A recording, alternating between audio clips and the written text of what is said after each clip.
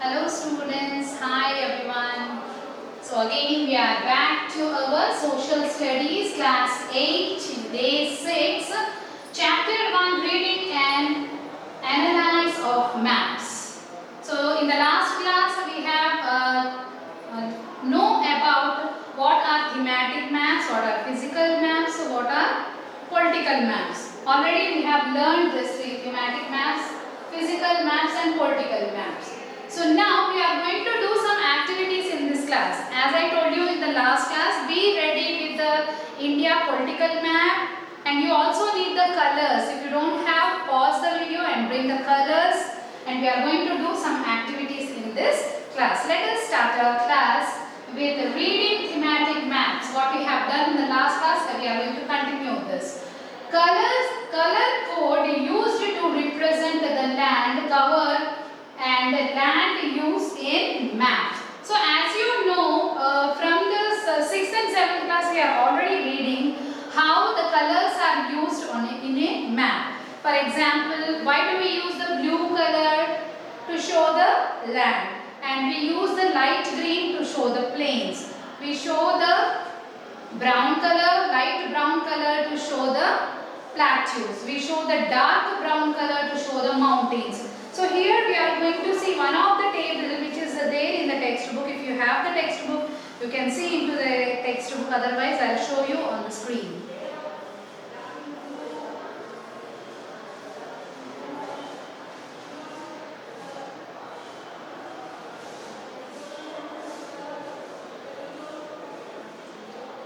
So here we can observe.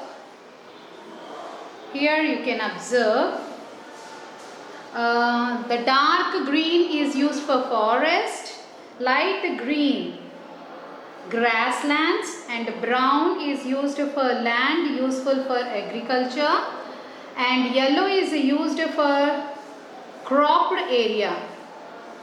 So dark grey is used for mountains and light grey is used for hills, yellow for plateaus and swamps, and light red is used for wastelands, and light blue is used for tank, rivers, canals, wells, etc. And dark blue is used to show the seas and oceans, and white is used for place where minerals are available, and black is used for boundaries.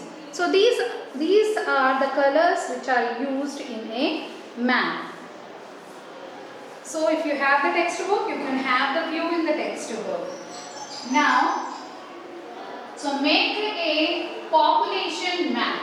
So how do you show population of a particular area? So if we are making a population map, under which map it comes? It comes under the thematic map, because the theme is population here. So it especially shows what is the population of that particular area. So the theme here is population. So it is a thematic map. So how do you know the population of a particular place? First, let us know this idea with one of the activity. What is that activity? Draw a sketch map of your school. You can use the blocks like this to show the classrooms.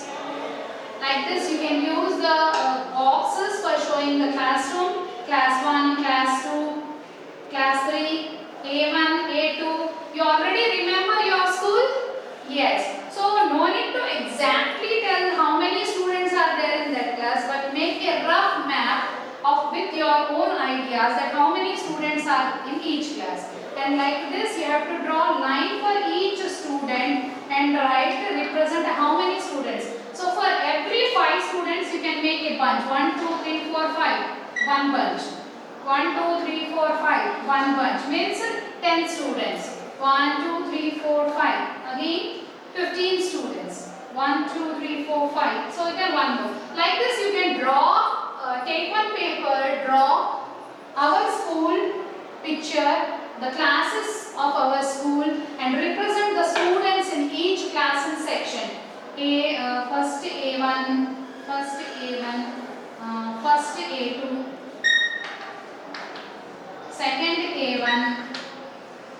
second A2, third A1, third A2. You know, marigold, rose, that names are used. If you don't remember the names, it's okay, but you can, like this, you can draw. And this is how you come to know about the density of population. But this is just rough diagram which we have drawn. But how to find out the density? That means for one classroom, how many students should sit? That is the density. According to that, we identify the density of population. How much population is there at one particular place. Here we are going to show population density map. How the population density map are calculated? We can observe here the density of the population is measured like this by the map makers. For example, they take one area. For example, we take one total area is equal to 10 square kilometers. 10 square kilometer area, there are how many people? 1000. For example, 1000 people are there. So how we will identify the density of that place? Then we will divide the area into people. So we will just take, this is the total number of total area, that is 10 square kilometers. And here number of people are 1000. So we will divide with 10,000.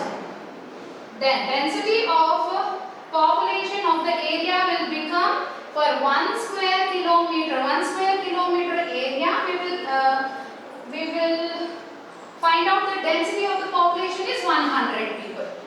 Okay, here. Then you can identify the density of population of that particular area. So here we are going to do one more activity. Activity 2. That is what I said, to bring India political map. Take India political map, and now you have to take the colors.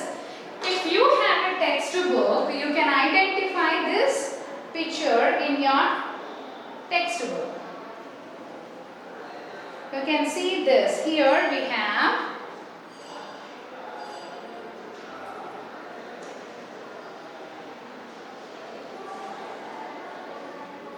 you can observe what they have given here. Here they have given a density table. In this density table, we can find the density of the people in Andhra Pradesh, Arunachal Pradesh, Assam, Bihar, Chhattisgarh, Goa, Gujarat, Haryana, Himachal Pradesh and the other places. So density is written here. They have calculated the density and they written here. Now what we have to do is we have to take one map. And if you are able to pause this video, you can just pause it and write down all the calculations which are there here and use the colors which are shown here. Here you can see.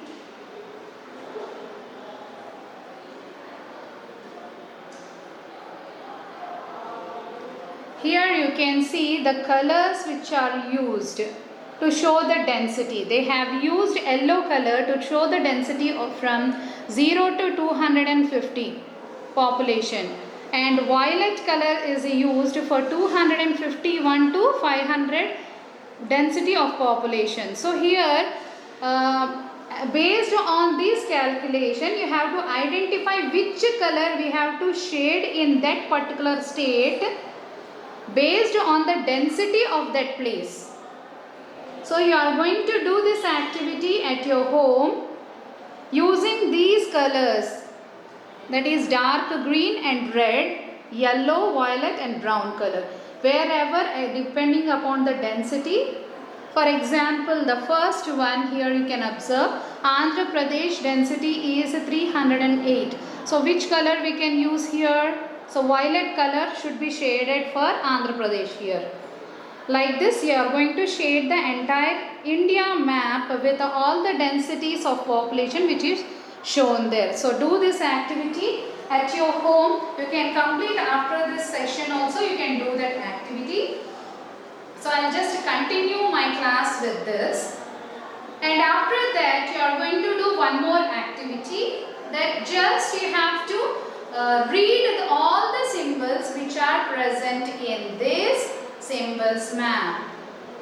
Conventional symbols. I told you, we already learned about the symbols in the last class. We have already learned about the symbols in the last class.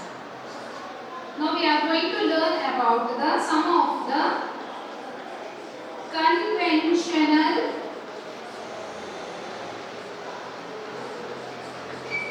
symbols. So you are going to draw here like this. You have to draw. If you want, you can draw. Otherwise, just make a reading of all the symbols which are there in this. Here you can see, while map makers usually use these symbols, some symbols are used conventional by most map makers. Some map makers use their own specified, but universally many of the map makers commonly used some symbols which are known as conventional symbols. Mostly used by many map makers is known as conventional symbols. In India, we usually follow the conventional used by the Survey of India. So I told you about the Survey of India in the last class, how the surveys were used and what kind of different symbols were used by them to use the different thematic maps. Here I am going to show you one of the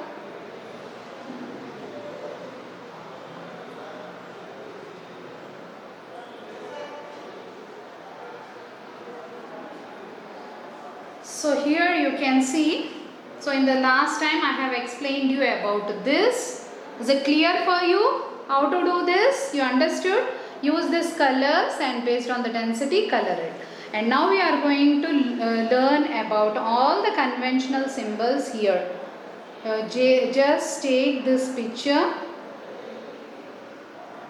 Is it clear? It is. If you have a textbook, it is already there in your textbook. If not there, please make a note by stopping or zooming the video. So if you have a textbook, it's okay, all the symbols are there. Here you can see, I'll just explain you. The first symbol is used for town or villages. Next symbol is used for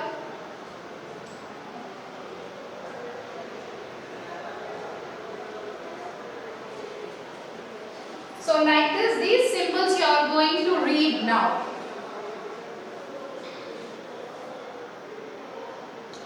And after that, we already learned in the last class why the symbols are used. Symbols are used to show large things in a small representation. What are the symbols we have learned in the last class? We have learned about the railway tracks, about the rivers. This symbol is used for rivers, and this symbol is used for temple, and this symbol is used for railway track. So what are the symbols actually? Symbols are the small representation of big things. For example, we cannot show the entire building on a small map. So just we will make a box, a small building, and we will use a small symbol to show a school. In the same way, we can't show the mountains. So mountains are also shown in the form of symbols like this. And like this, we use different symbols to represent on the map. So you are going to read all the symbols which are there here,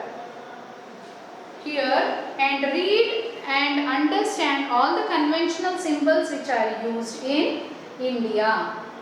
These are the conventional symbols which are used in India. So now let us move to the next session, that is representation of relief features on map. How the relief features can be shown. What are the relief features actually?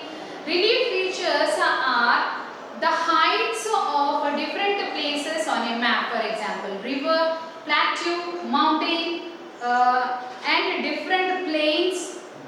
What is the height of that above the sea level? Relief features means the high and low places on the surface of earth. The main relief features are hills, valleys, plateaus, plains, rivers, and rocky and sandy places. So these all we can show. You can see here in the picture, how do we show a map which with intensity of a pattern. You can observe the different shades are shown here to represent the different features of the land. Here you can observe, we have already learned about the counter lines. How we can show the counter lines here? Counter lines are lines on the map joining places of the same height. So they show the places on the same heights. Here you can see counter lines are used to identify the height of each place, and each counter line is shown with the equal height. For example, this is 10 meters, this is 20 meters, this is 30 meters, this is 40 meters. So when it is drawn on a flat paper, so like this the representation is shown. This we have already learned in the last class, but still here you can observe.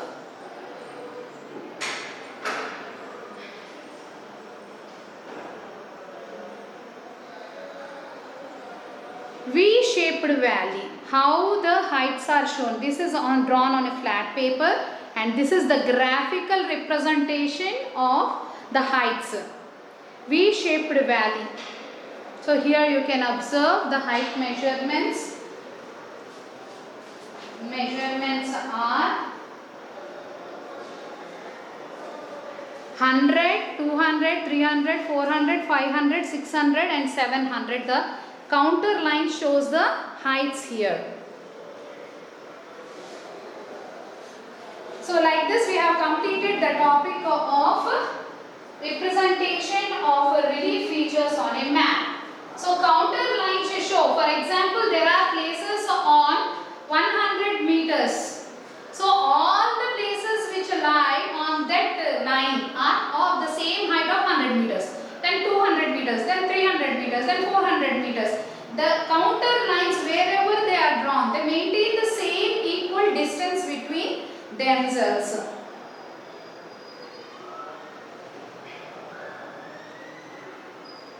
Now here few more examples of counter lines are given here. You can observe this.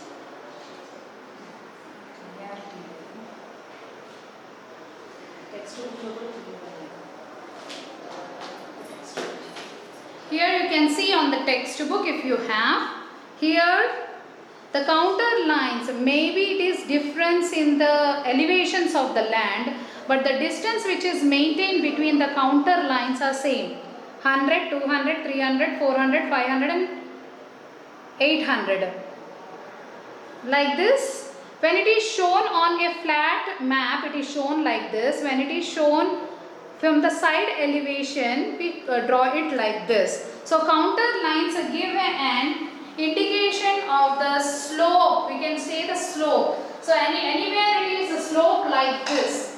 This slope can be shown with a different measurement like 100, 200, 300, 400 and 500.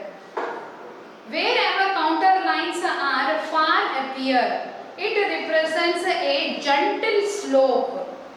Closer line represent a steep slope, and uniformly spread lines represents a uniform slopes. If there are uniform slopes, the line is equal. But if there is variation, that means there are gentle slopes on the land.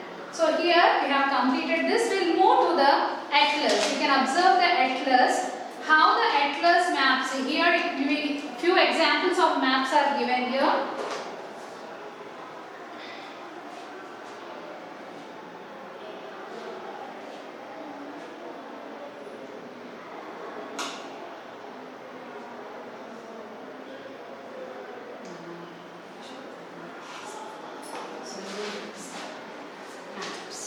So here we can see the different maps like Telangana. This is, you can see there is the physical map of Telangana relief and drainage also here. This is one of, just make a read of this map. And these color representations which are used to show the mean sea level height, 150 mean sea level, and again here 150 to 300 mean sea level, 300 to 600 mean sea level, and 600 to 1200 mean sea level.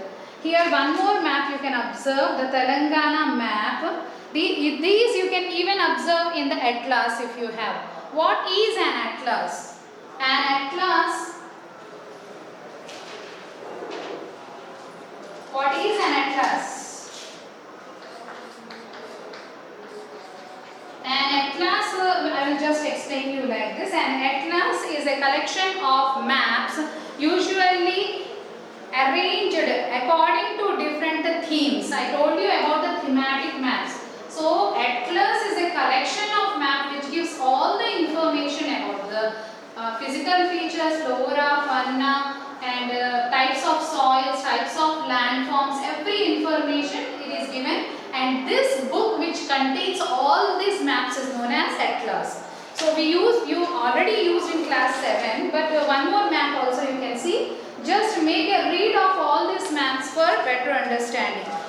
Now, so you can observe nowadays aerial photographs are there. Aerial photographs is a technique of taking a photo of the ground from an elevated position. From the suppose this helicopter is going like this, photos are taken from them.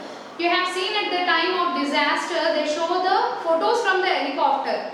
So where it is flooded, how much area is flooded. So that picture idea is known as aerial photographs. So we already observed in the TVs. And now satellite images. Satellite images are the satellite photographs which are sent by the satellite. Satellite images are the photographs of the earth taken by the artificial satellite. They are not taken by the human being. They are taken by the artificial satellites launched in the space. These are used in many ways. They are used for map making. Even when you open the Google, so it is also receiving the signals from the satellite and giving you the information of the map actually. And planning, forest, this all is used for satellite images. So this is how we have done with all the lesson, all the information that we have learned about maps. These are very useful for you in your entire life, whenever, wherever you are going to make a trip, or you want to know, you want to do some business in your future. Every information you can get from the different maps, either from the satellite or from the atlas or from the different maps which are needed according to your use.